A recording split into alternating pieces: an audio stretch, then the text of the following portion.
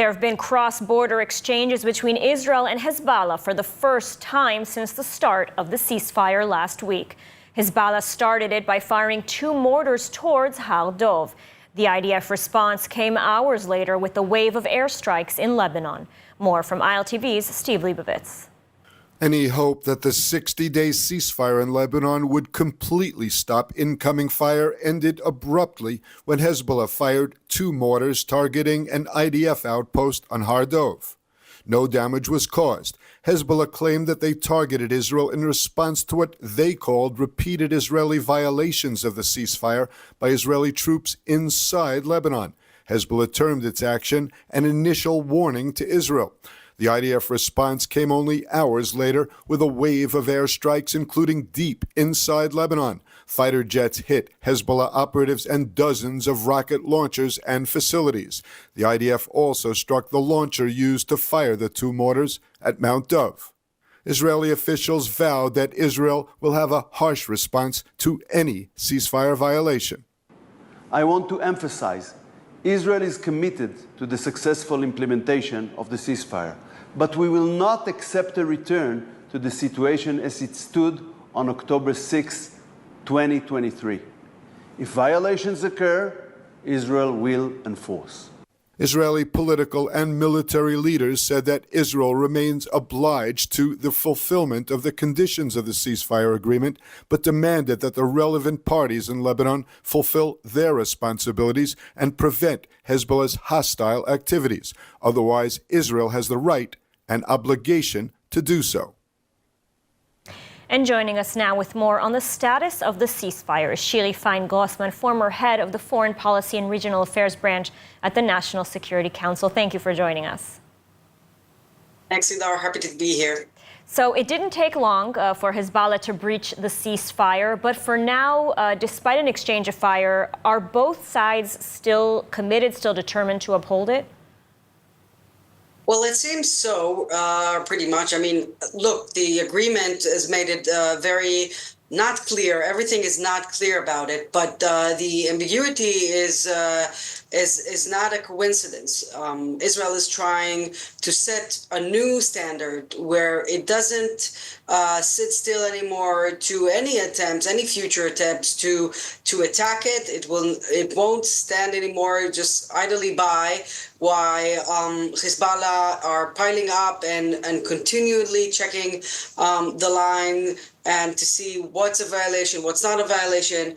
The agreement says, and then that's more of the clear part, that Lebanon is supposed to prevent any action of attack against Israel, and the IDF is there to enforce it. Unlike previously, like we saw after 2006, that we didn't see any action from UNIFIL or others, and Israel has stopped counting on others to do what it needs to be done to protect its citizens. And that actually leads me exactly to my next question. I mean, where are the peacekeeping forces? Where is the Lebanese army? I mean, are we truly expected to believe that this time around they'll be effective? Or do you really see that enforcement will inevitably fall solely on Israel? Yeah, well, we see from the first moment, we've seen thousands of residents of South Lebanon, which most of them and large portions of them are Hezbollah operatives. That's who are the residents of the South Lebanon villages. They've been totally brainwashed and educated by Hezbollah and trained to be operatives, and everything they're doing daily is pushing the lines. Just today we heard of a shepherd being killed, and that's exactly things that we saw between 2006 to 2024. Hezbollah keeps pushing the line, trying to manipulate the agreement and the international law and international resolutions, and Israel is forced by global players to adhere by it. Well, now we're seeing somewhat of a precedent that Israel is trying to put in place, where it's no longer counting on international and Lebanese forces, but it's operating itself. Look, time will tell this will be shaped like. I mean, we haven't seen a major escalation yet. We could get there, but it's really a matter of Lebanon and how forceful and how seriously it will take this new reality while where Israel is not willing to take it anymore. And it's not in a good strategic place in light of what's going on in Syria as well. Now, Defense Minister Katz just today issued a threat saying that if Lebanon does not uphold the ceasefire, that Israel will no longer differentiate between Hezbollah and between Lebanon. I mean, do you think this is the right course of action for Israel? Well, look, it's a stick or a carrot. Israel, right up till now, we haven't seen it use that it didn't target anyone outside, really, of the Hezbollah or Shia affiliated population in Lebanon, and that gained her a lot of support and legitimacy within the Lebanese, population. Having said that, the agreement states that the Lebanese army must come and enforce these violations south to the Litani and cross the border with Israel. And if Lebanon is not serious about that, then that puts also Israel and the region in a bind. And hopefully the mediators, France and the US, will be more forceful in forcing the Lebanese army and government to do what it's supposed to do. Mm-hmm. Though we already are seeing accusations of Israel responding too aggressively. Biden administration officials have called on Israel to what they call ease the enforcement. I mean, is this a sign that the mediators, the United States, France, are willing to once again look the other way when it comes to Hezbollah? Yes, unfortunately, it seems that way. Look, nobody has, broken the deal yet, but these are bad signs. This shouldn't be what's been said publicly. If you want to say it discreetly, then that's the message you can have to the Israeli government, and it could be much more effective. The U.S. and France and other allies, if it wants to be successful in this, it must show 100% support in Israel in public sphere, showing Hezbollah, then that's it. That's the end of the road, Hezbollah and Lebanon. You must keep the international resolution, and you must respect them. And this is a precedent for the world to see. Do UN resolution mean anything? Security Council resolution. Up till now, from the Lebanese point for Israel, it really meant nothing. And so this is a global issue. It's not only a Middle Eastern issue. Absolutely. Well, Shiri, thank you so much for taking the time to speak with us today. Thank you. Thank you so much. And U.S. President-elect Donald Trump has issued a dire ultimatum to Hamas, warning of severe consequences if the hostages are not freed before his January 20th inauguration. More on this from ILTV's Mayan Hoffman. U.S. President-elect Donald Trump issued a stark warning to Hamas on Monday night, stating that if the hostages are not released by his inauguration on January 20th, there will be all hell to pay. The comment, posted on his Truth Social platform, came just 2 days after Hamas released a propaganda video showing American-Israeli hostage Eden Alexander pleading with the president-elect to secure his release. It also followed an announcement by the IDF that Hamas killed American-Israeli Omer Nutra on October 7th and has been holding his body hostage ever since. Trump stated, "Everybody is talking about the hostages who are being held so violently, inhumanely, and against the will of the entire world in the Middle East. But it's all talk and no action." He added that if the hostages are not released, those responsible would face consequences harder than anybody has been hit in the long and storied history of the United States of America. Former Governor Mike Huckabee, nominated as the next U.S. ambassador to Israel in early November, echoed Trump's statements overnight in a post on X. He wrote, "America needs to exact severe consequences for kidnapping and murdering American hostages." Hostage negotiations are ongoing, with Trump reportedly working closely with U.S. President Joe Biden on a new deal heavily mediated by Egypt. Meanwhile, Secretary of State Antony Blinken met on Monday with Israeli Minister of Strategic Affairs Ron Dermer. During the meeting, Blinken reiterated the importance of bringing all the hostages home and ending the war in Gaza. And while Trump made clear his stance on the urgency of the return of the hostages, where exactly do hostage negotiations currently stand? ILTV's Ariella Lachiani is at Hostages Square in Tel Aviv with more. Yes, thank you, Ladar. So heartbreaking developments this week in the hostage crisis as Hamas released a chilling video of Israeli-American hostage Idan Alexander pleading for his life, while Israel also confirmed the tragic death of Omer Nutra, another American-Israeli who had been held hostage since October 7th, 2023. Now, hostage negotiations remain complex as talks in Cairo involving Hamas, Israel, and also mediators from Qatar, Egypt and Turkey continue, and the primary obstacle in these negotiations is Hamas's demand for a complete ceasefire and also a total withdrawal of Israeli forces from the Gaza Strip, both of which are terms which Israel firmly rejects. Prime Minister Benjamin Netanyahu has actually stated that any ceasefire must be temporary and also contingent on a hostage release.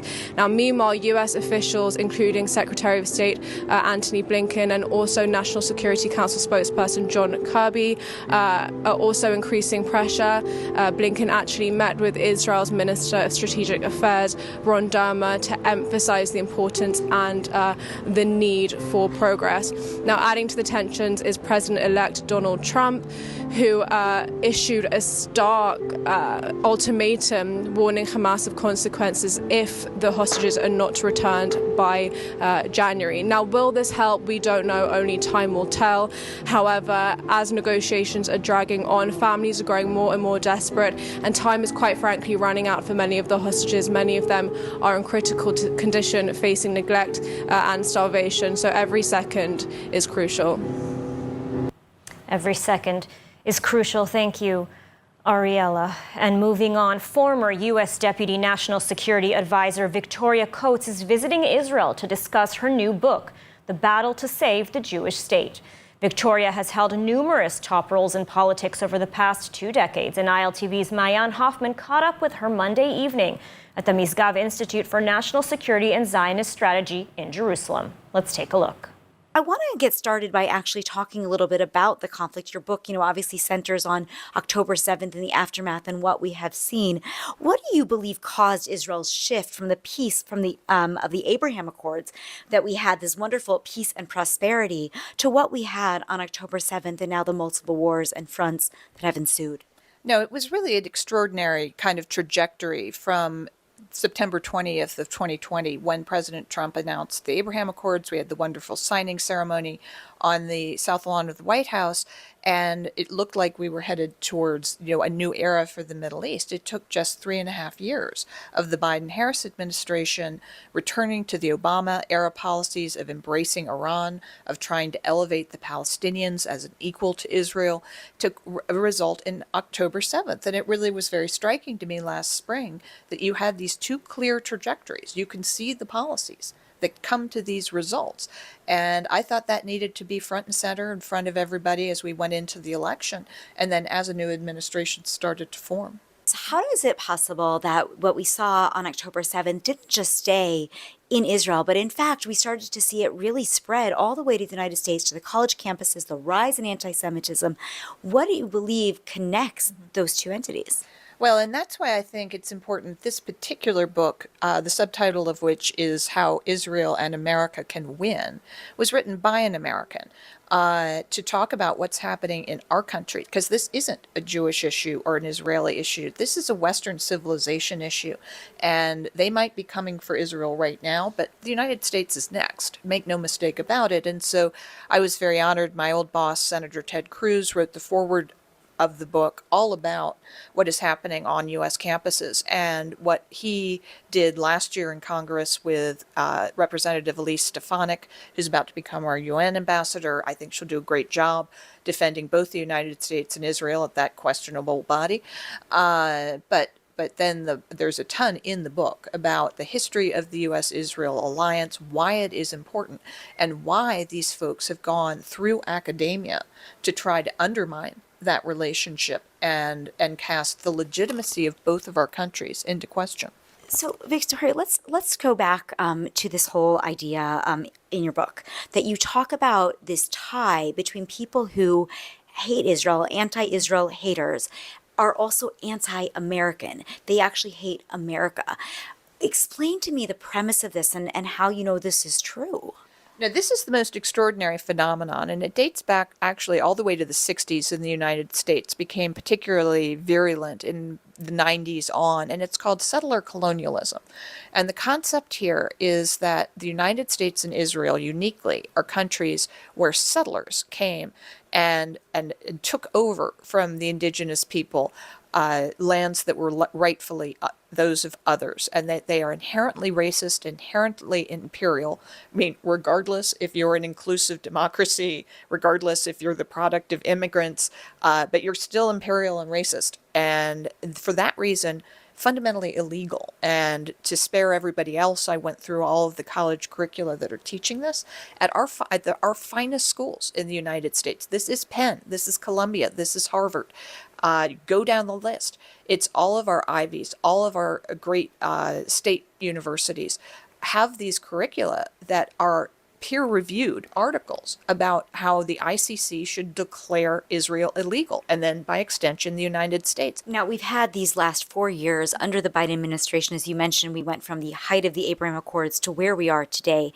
But there was different results in the elections, and Kamala Harris did not win. In fact, former U.S. President Donald Trump is now our president-elect, and in another month and a half, we're going to see him in the White House. So give me a vision. How are things going to change?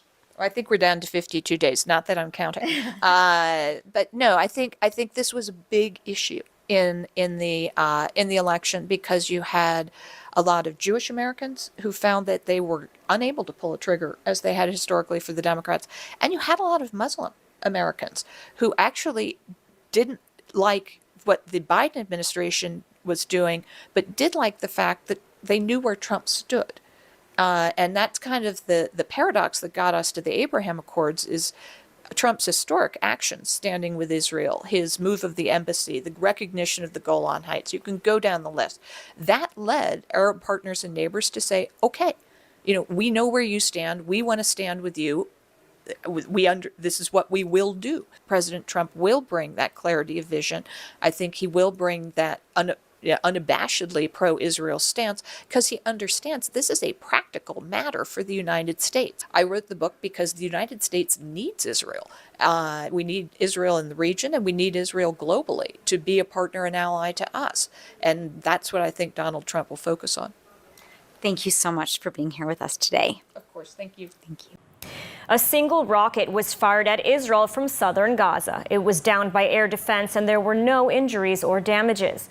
The rocket was launched from the Khan Yunis area, triggering alarms in Israeli border communities. Meanwhile, day 424 of the war in Gaza, the IDF announced it eliminated 7 Hamas terrorists involved in the October 7th massacre. IDF forces are continuing Gaza operations to expose the enemy's methods and dismantle its remaining military capabilities. And the Minister for the Negev, Galilee and National Resilience, Yitzhak Wasserlof, announced he would relocate his office to the Galilee for the duration of the rehabilitation efforts of northern Israel. He made the announcement at a session of the Knesset Internal Affairs Committee on the matter. Wasserlof said he intended to make the move to closely experience the challenges on the ground faced by the northern residents and personally oversee the rehabilitation process. He added there was a lot of work to do to regain the trust of the North and encourage them to return home. Returning residents to their homes in the North is one of Israel's stated war goals. There are still tens of thousands of displaced residents who are unable to return home. And as anti-Semitism continues to grow across the globe, specifically on college campuses, the World Jewish Congress is stepping up to make sure young Jewish communities worldwide feel supported and seen. Let's take a look. With anti-Semitism surging worldwide, unity between Jewish communities and Israel has never been more crucial. The World Jewish Congress, or WJC, is at the forefront of this mission, working tirelessly to strengthen these bonds and ensure the global Jewish community remains resilient and connected. Representing over 100 communities across 6 continents, the World Jewish Congress's mission centers on fostering solidarity and upholding the principle Kol Yisrael Arevim Ze Bazeh. All Jews are responsible for one another. This connection between Jews worldwide and Israel is a cornerstone of their work. We've been in a very, very difficult and challenging period, and we don't see this relenting anytime soon. We also know that if there's something that works, being the tip of the sword, both in terms of the challenges of the Jewish people, but also in terms of the solutions, it's exactly that younger generation of leaders. The World Jewish Congress ensures that every Jewish voice is heard, from bustling cities to remote villages.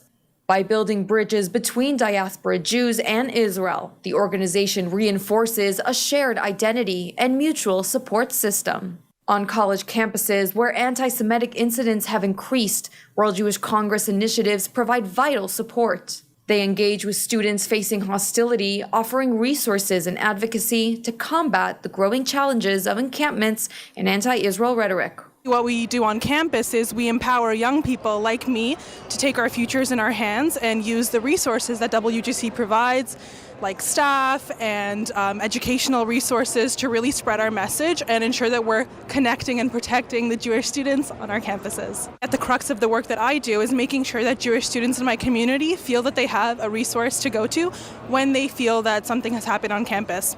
Through programs like Next Gen, the World Jewish Congress empowers young leaders to strengthen ties with Israel and stand against hate.